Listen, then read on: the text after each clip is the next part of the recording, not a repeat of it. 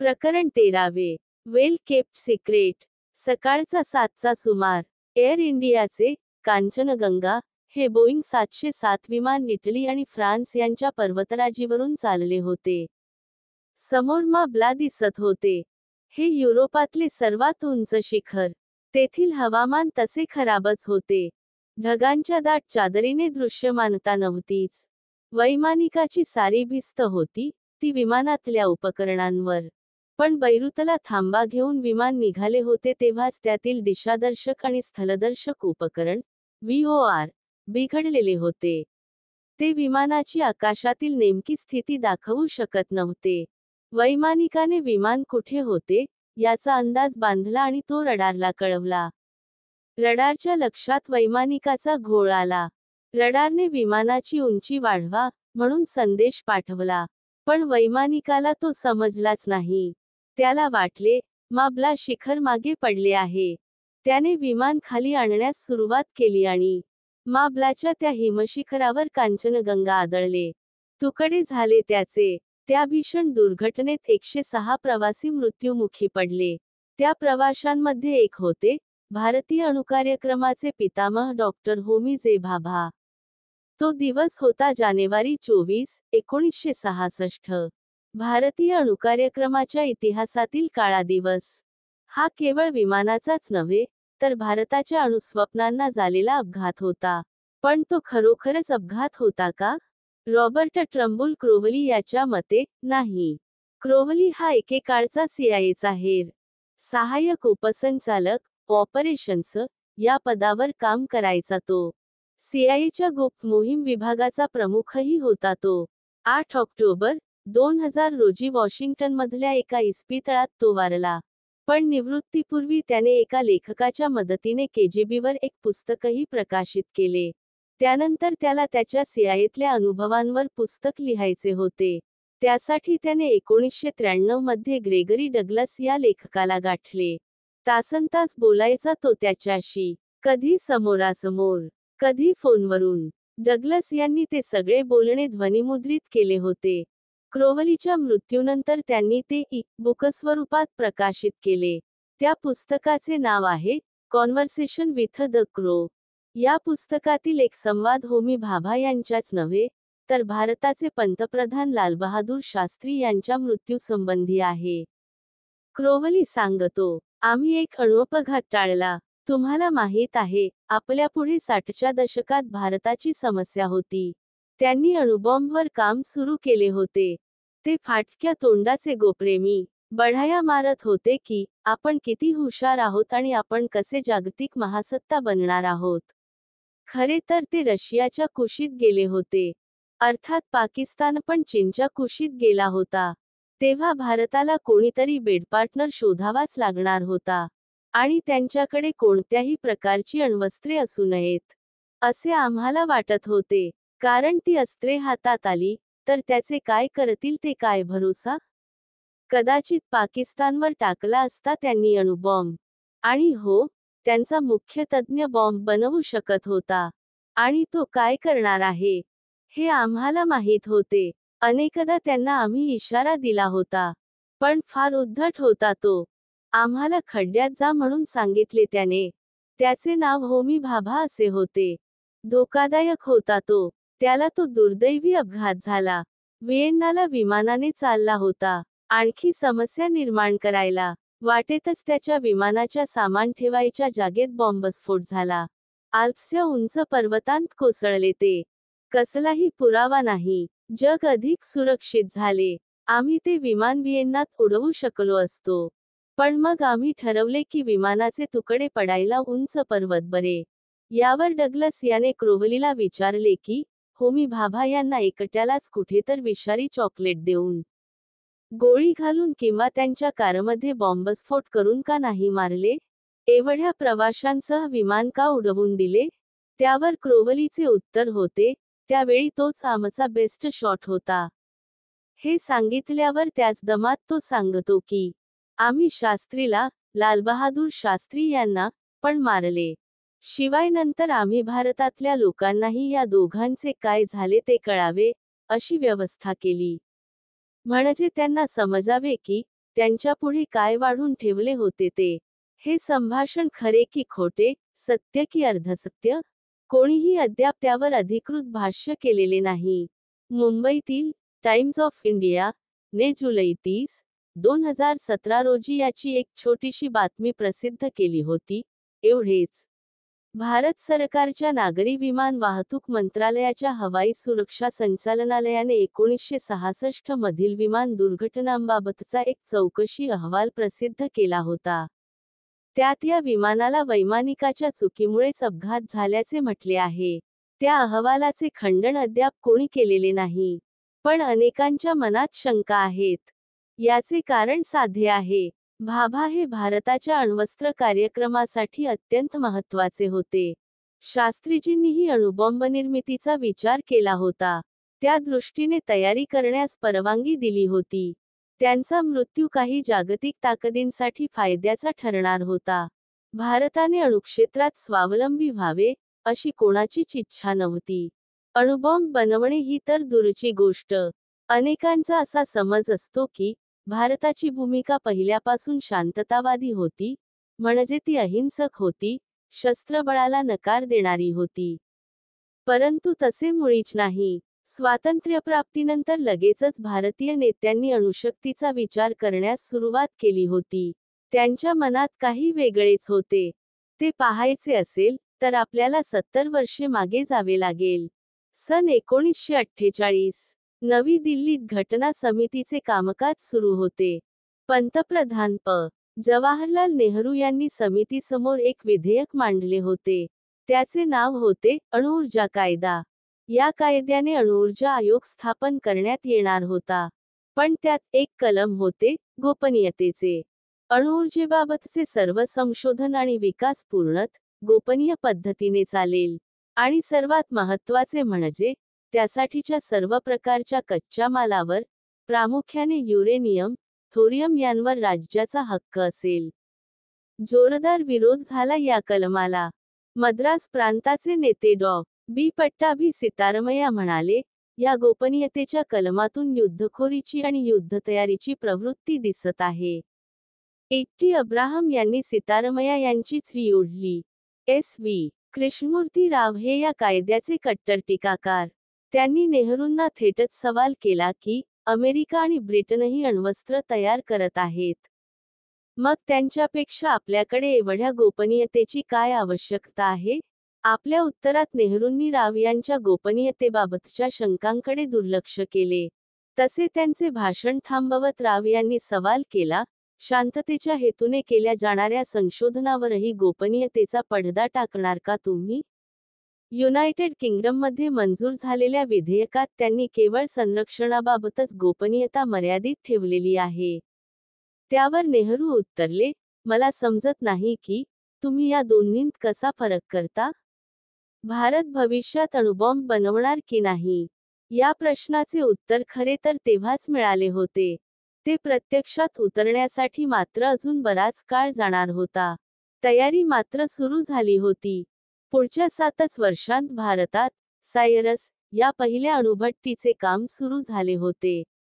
त्याचवेळी भारतीय अणुकार्यक्रमाचे जनक डॉक्टर होमी भाभा यांनी मुंबईनजीक ट्रॉम्बे येथे वापरलेल्या अणुइंधनातून प्लुटोनियम मिळवण्याची भट्टी सुरू करण्याचा कार्यक्रम हाती घेतला.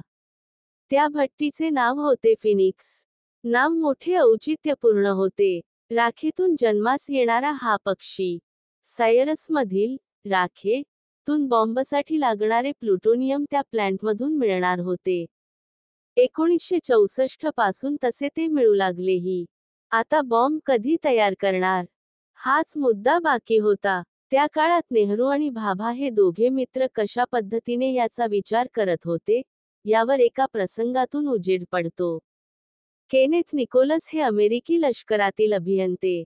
अमेरिकेच्या अणुबॉम्ब निर्मितीच्या मॅनहटन प्रकल्पात त्यांनी काम केले होते. आता ते वेस्टिंगहाऊस या कंपनीसाठी काम करत होते. तारापूरमध्ये अणुऊर्जा प्रकल्पाच्या बांधण्याबाबत या कंपनीशी चर्चा सुरू होती. अशाच एका बैठकीत ते नेहरू आणि डॉक्टर भाभा यांच्याशी बोलत होते. निकोलस सांगतात की, बोलता बोलता नेहरूंनी अचानक भाभांना विचारले की, तुम्ही अणुबॉम्ब तयार करू शकता? त्यावर भाभा म्हणाले, होय, बनवू शकतो. लगेच नेहरूंनी विचारले, किती काळ लागेल त्याला? भाभा म्हणाले, वर्ष तरी लागेल.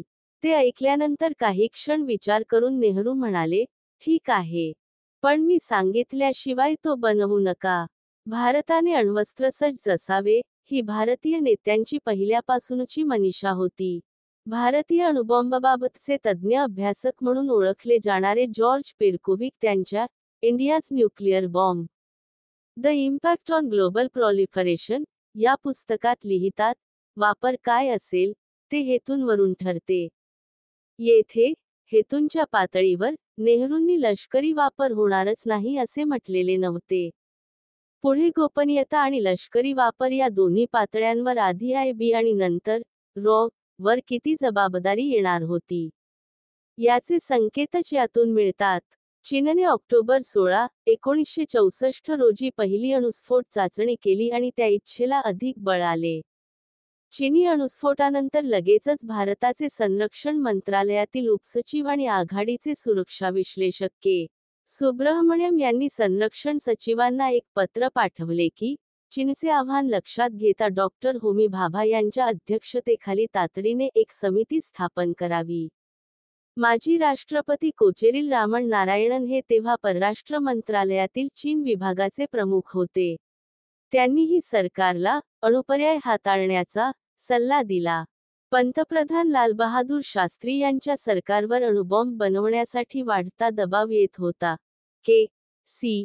पंत, कृष्णकांत यांच्यासारखे नेते अणुबॉम्बची शिफारस करत होते. तेव्हा शास्त्रींनी सबटेरेनियन न्यूक्लिअर एक्सप्लोरेशन प्रोजेक्ट सुरू करण्यास परवानगी दिली. भारत अणुबॉम्ब निर्मितीच्या दिशेने एक पाऊल पुढे सरकला होता. पूर्णविराम पूर्णविराम पूर्णविराम. आणि या सर्व हालचालींवर अमेरिकी गुप्तचरांची नजर होती. भारताच्या अणुकार्यक्रमाशी निगडीत असलेली एकूण 40 कागदपत्रे 2006 साली अमेरिकेने खुली केली. जॉर्ज वॉशिंग्टन विद्यापीठाच्या नॅशनल सिक्युरिटी आर्काइव्हने ती जाहीर केली आहेत. CIA, परराष्ट्र आणि संरक्षण विभाग, संरक्षण गुप्तचर संस्था, तसेच लॉरेन्स लिव्हरमोअर नॅशनल लॅबोरेटरी यांची 1958 ते 1998 या काळातली ही अनक्लासिफाईड ते टॉप सिक्रेट अशा स्वरूपाची कागदपत्रे. त्यांतून एक गोष्ट तर लागलीच स्पष्ट होते, ती म्हणजे भारतीय अणुकार्यक्रमावर अमेरिकेचे किमान 1958 पासून लक्ष होते. या कार्यक्रमाला अमेरिका सहाय्यही करत होती, परंतु त्याच वेळी भारताने मर्यादा भंग करू नये याची दक्षताही घेत होती. जुलै 1953 मध्येच अमेरिकेच्या या धोरणाचा प्रत्यय भारताला आला. भारत सरकारच्या एका कंपनीने 2 टन थोरियम नायट्रेट मुंबई बंदरातील एका पोलिश जहाजावर चढवल्याचे समजताच, अमेरिकेचे तेव्हाचे राजदूत जॉर्ज व्ही. ॲलन यांनी भारताने तो विक्री व्यवहार रोखावा, अन्यथा भारताला दिली जाणारी सगळी मदत अमेरिका बंद करेल, अशी धमकी नेहरूंना दिली. नेहरूंनी ती धुडकावून लावली, ही गोष्ट वेगळी. परंतु या घटनेतून अमेरिकेचे भारताबाबतचे धोरणच स्पष्ट होते. या सर्व पार्श्वभूमीवर, वस्तुत, देश हे रॉ चे कार्यक्षेत्र नव्हे. ती जबाबदारी IBची. परंतु इंदिरा गांधी यांचा रॉ च्या गुप्तचरांवर अधिक विश्वास होता. आणि तो त्यांनी सार्थही ठरवला. पाकिस्तानी, नेपाळी गुप्तचर साहित्यात रॉ ची ही कामगिरी ओळखली जाते. ती प्रोजेक्ट पूर्णिमा या नावाने. पूर्णिमा म्हणजे plutonium reactor for neutron investigation in multiplying assemblies. ही ट्रॉम्बेतील अणुभट्टी. तिचे नाव रॉ च्या या मोहिमेला देण्यात आले होते की काय, हे जाणून घेण्याचा सध्या तरी कोणताही मार्ग नाही. किंबहुना रॉ च्या या एकंदर कामगिरीबाबत उपलब्ध आहेत, ते केवळ माहितीचे इवलेसे तुकडेच. तेही इतस्तत, पसरलेले, अस्पष्ट, अधुरे. पण ते जुळवले की, एक धूसरसे चित्र आपल्यासमोर उभे राहते. त्याचा प्रारंभ होतो, तो बहुधा 1971 मध्ये कधीतरी. याच वर्षी इंदिरा गांधी यांनी, शांततेसाठी अणुस्फोट, PNE, करण्यात भारताला रस असल्याचे संकेत दिले होते. तो बांगलादेशमुक्तीच्या धामधुमीचा काळ. त्या आघाडीवर शांतता झाल्यानंतर अणुस्फोटाच्या दिशेने भारताने तयारी सुरू केली असावी, असे म्हणण्यास वाव आहे. लष्करी हेतूंसाठी अणुऊर्जेचा वापर करण्यास भारतीय अणुऊर्जा आयोगाचे अध्यक्ष विक्रम साराभाई यांचा विरोध होता. अर्थात, त्यांच्या काळातही त्या आघाडीवरील काम थांबलेले नव्हते. त्यांच्याच काळात अणुबॉम्बचा पायाभूत अभिकल्प, बेसिक डिझाईन, तयार करण्याचे काम सुरूच होते. डिसेंबर 30, 1971 रोजी साराभाई यांचे निधन झाले आणि भाभा अणुसंशोधन केंद्राचे प्रमुख डॉक्टर होमी सेठना यांच्याकडे अणुऊर्जा आयोगाची जबाबदारी देण्यात आली. तोवर 1972 च्या प्रारंभापर्यंत अणुबॉम्बचे बेसिक डिझाईन पूर्ण झाले होते. आता त्याची चाचणी करण्याचेच तेवढे बाकी होते. त्या वर्षी IIT मुंबईचा 10वा पदवीदान समारंभ होता. त्या निमित्ताने पंतप्रधान इंदिरा गांधी मुंबईस आल्या होत्या. या भेटीत त्यांनी आवर्जून भाभा अणुसंशोधन केंद्रास भेट दिली. डॉक्टर राजा रामण्णा हे तेव्हा केंद्राचे संचालक होते. त्यांनी त्यावेळी पंतप्रधानांना अणुबॉम्बचे लाकडी मॉडेल दाखवले. ते पाहिल्यानंतर त्यांनी डॉक्टर रामण्णा आणि त्यांच्या काही मोजक्या सहकाऱ्यांना तिथल्या तेथे तोंडी आदेश दिला. चाचणीच्या तयारीला लागा. अर्थात, आपल्या परवानगीशिवाय चाचणी करायची नाही, हेही त्यांनी बजावले. ती तारीख होती 7 सप्टेंबर, 1972. यापुढचा काळ खरा कसोटीचा होता. भारत अणुस्फोट चाचणीच्या तयारीत असल्याची शंका अमेरिकेला होतीच. अमेरिकेच्या परराष्ट्र खात्याने नवी दिल्लीतील आपल्या दूतावासास 6 जानेवारी, 1972 रोजी पाठवलेल्या गोपनीय केबलमध्ये ही शंका व्यक्त करण्यात आली होती. भारत जमिनीखाली किंवा पाण्याखाली अणुस्फोट करण्याच्या तयारीत असल्याचे किंवा त्याचा विचार करत असल्याचे समजते आहे. तेव्हा त्याबद्दल दूतावासाने त्यांची माहिती काय आहे, ते कळवावे. तसेच या निर्णयावर परिणाम होऊ शकेल, अशी कोणती पावले अमेरिकेने उचलावीत किंवा जागतिक पातळीवर उचलण्यात यावीत याबाबतच्या शिफारशीही दूतावासाने पाठवाव्यात, असे त्या तारेद्वारे कळवण्यात आले होते. त्यातील एक उल्लेख लक्षणीय आहे. तो म्हणजे, परराष्ट्र खात्याला हे सारे सूचित झाले आहे, ते गुप्तचरांच्या अनेक ताज्या अहवालांवरून. या केबलनंतर 8 दिवसांनी अमेरिकी परराष्ट्र खात्याच्या bureau of intelligence and research ने एक गोपनीय अहवाल सादर केला होता. त्याचे शीर्षक होते, इंडिया टू गो न्यूक्लिअर.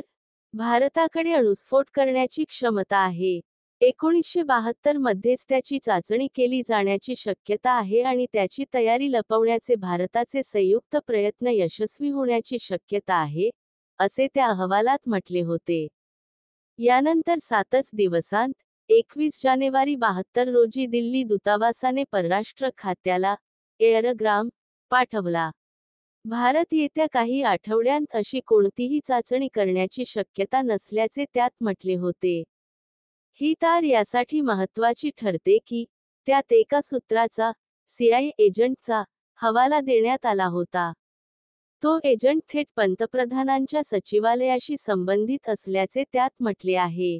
अमेरिकी गुप्तचर भारतीय अणुकार्यक्रमाची माहिती मिळविण्यासाठी कोणत्या थराला जाऊन प्रयत्न करत होते, हेच यातून दिसते. विशेष म्हणजे, CIAचा हा एजंटही त्यांना हेच सांगतो की, सध्याच्या काळात अण्वस्त्रांच्या विकासावर देशातील मर्यादित साधनस्रोत खर्च करू नयेत, असे भारत सरकारने ठरवले आहे. याच एअरग्राममध्ये पुढे म्हटले आहे की, संरक्षण मंत्रालय आणि अणुऊर्जा विभागात बातमीदारी करणाऱ्या एका वरिष्ठ भारतीय पत्रकाराकडे आम्ही सावधपणे याबाबत विचारणा केली. तर त्यालाही भारताच्या नजीकच्या काळातील संभाव्य अणुस्फोट चाचणीबाबत काही माहिती नसल्याचे दिसून आले. भारताच्या अणुकार्यक्रमावर अमेरिकेची नॅशनल सिक्युरिटी एजन्सी, NSA, ही संस्थाही नजर ठेवून होती. NSAचा ऑगस्ट 31, 1972 चा अतिगोपनीय अहवाल आता खुला करण्यात आला आहे. अत्यंत संवेदनशील माहिती त्यात असावी. कारण तो अहवाल जाहीर करण्यात आला असला, तरी त्यातील अनेक वाक्ये पुसून टाकलेली आहेत. आणि शेवटची 3 पाने तर कोरीच आहेत. त्यावरील मजकूर जाहीर करण्यात आलेला नाही. मात्र त्या पानांतून जी काही वाक्ये आपल्या हाती लागतात, त्यातून एक दिसते की जून-जुलै 72 या काळात भारत काही महत्त्वाची उपकरणे आयात करत असल्याची माहिती एनएसएच्या उपग्रहांनी टिपली होती. ही सर्व गोपनीय कागदपत्रे, तार आणि अहवाल यांमधून एक गोष्ट स्पष्ट दिसते की भारताच्या अणुकार्यक्रमाबद्दल अमेरिकी गुप्तचर आणि विश्लेषक यांच्या मनात कमालीचा संभ्रम होता. भारत अणुस्फोट चाचणी करू शकतो, हे त्यांना माहीत होते. ती नजीकच्या काळात केली जाण्याची शक्यता होती, असेही त्यांना दिसत होते. किंबहुना तशी माहिती अन्य सूत्रांकडूनही त्यांना मिळत होती. ही सूत्रे कोणती? जिनेव्हातील अमेरिकी मिशनमधून परराष्ट्र खात्याला पाठवण्यात आलेल्या जून 29, 1972 च्या टेलिग्राममधून याचा उलगडा होतो. या तारेनुसार 21 जूनला जिनेव्हातील बैठकीआधी जपानचे राजनैतिक अधिकारी मात्सुमोटो आणि पाकिस्तानचे मिर्झा नावाचे अधिकारी हे एकमेकांशी बराच वेळ खासगी गप्पा मारताना दिसले. दुसऱ्या दिवशी लगेचच मात्सुमोटो यांना अमेरिकेच्या नायडल नामक अधिकाऱ्याने गाठले. तेव्हा मात्सुमोटो यांनी सांगितले की त्यांना मिर्झाकडून भारत नेमका कोठे अणुस्फोट चाचणी करणार होता, याची ठोस माहिती मिळाली आहे. मात्सुमोटो यांच्या वरिष्ठ अधिकाऱ्यानेही नंतर त्याला दुजोरा दिला. ही माहिती केवळ पाकिस्तानी सूत्राकडूनच मिळालेली नाही, तर आणखी एकानेही तसेच सांगितले असल्याचे या जपानी अधिकाऱ्याने सांगितले. मिर्झाच्या म्हणण्यानुसार रशियालाही हे माहीत होते, पण त्याबाबत काहीही न करण्याचे धोरण त्यांनी अवलंबले होते. केवळ अमेरिकाच नव्हे, तर जपान आणि पाकिस्तानही भारतीय अणुकार्यक्रमाचा कानोसा घेत होते. हे या तारेतून दिसते. पाकिस्तानी अधिकारी जपानला तर अणुस्फोटाचे स्थळही सांगत होता. आणि हे कधी? तर इंदिरा गांधी यांनी अणुस्फोट चाचणी करण्याचे तोंडी आदेश दिले, त्याच्या सुमारे 2.5 महिने आधी. एकंदर सारेच चाच पडत होते. नेहरूंनी अणुऊर्जा कायद्यात अणुऊर्जेबाबतचे सर्व संशोधन आणि विकास पूर्णत गोपनीय पद्धतीने चालेल, हे कलम ठेवण्याचा आग्रह धरला होता. त्या कलमाचे कसोशीने संरक्षण करत होती. भारताच्या पंतप्रधानांनी 7 सप्टेंबर 1972 रोजी तोंडी आदेश दिला आणि त्यानंतर 21 सप्टेंबरचा अमेरिकेच्या परराष्ट्र खात्याने बोलावलेल्या उच्चस्तरीय बैठकीचा गोपनीय मेमोरँडम ऑफ कन्व्हर्सेशन काय सांगतो, तर अमेरिकेकडे भारताच्या अणुस्फोट चाचणीबाबत कोणतीही ठोस माहिती नाही. पुढची 2 वर्षे हीच परिस्थिती कायम होती. 8 जानेवारी 1974 रोजी, म्हणजे पोखरण अणुस्फोटाच्या काही महिने आधी दिल्लीतील दूतावासाने पाठवलेल्या गोपनीय पत्रात स्पष्ट म्हटले आहे की स्फोटांची शक्यता गेल्या वर्षांच्या तुलनेत यंदा कमी आहे. पण अणुस्फोट चाचणी करण्यात आली, ती त्याच वर्षी मे महिन्यात 18 तारखेला. शेवटच्या दिवसापर्यंत ते सारे अत्यंत गोपनीय ठेवण्यात आले होते.